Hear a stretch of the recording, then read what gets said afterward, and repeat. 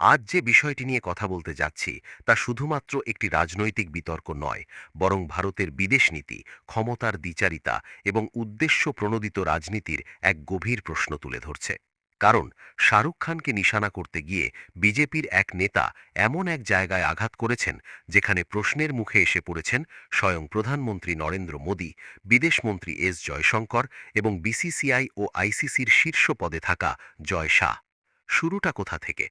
বিজেপির প্রাক্তন বিধায়ক, পশ্চিম উত্তরপ্রদেশের নেতা সঙ্গীত সোম একটি জনসভায় বক্তব্য রাখতে গিয়ে শাহরুখ খানকে কার্যত দেশদ্রোহী তকমা দেবার চেষ্টা করেন।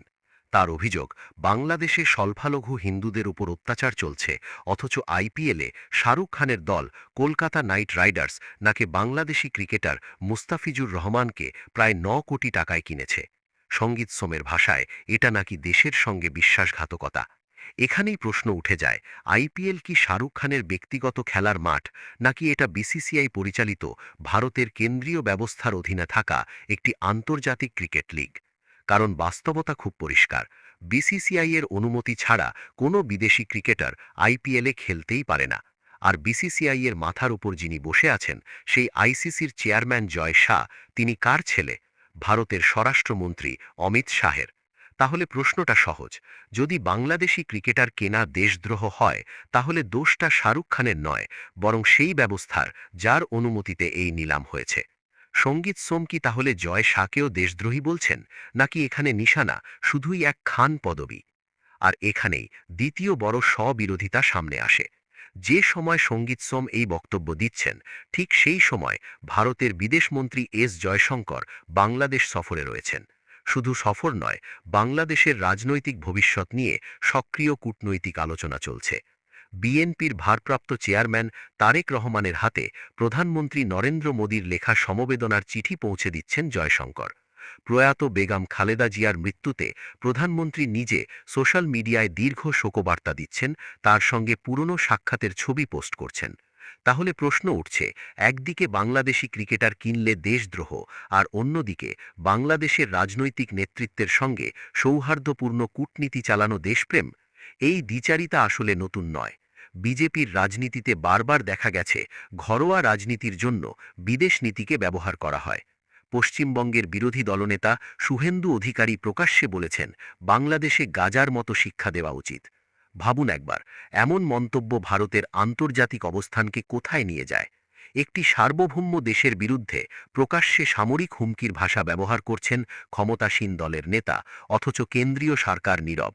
এই নীরবতার মধ্যেই শাহরুখ খানকে টার্গেট করা হচ্ছে। কারণটা কি শুধুই আইপিএল, নাকি নামের শেষে খান থাকাটাই আসল অপরাধ? ইতিহাস বলছে, শাহরুখ খানকে আক্রমণ করে রাজনৈতিক ফায়দা তোলার চেষ্টা আগে বহুবার হয়েছে, এবং প্রায় প্রতিবারই সেটা উল্টো ফল দিয়েছে।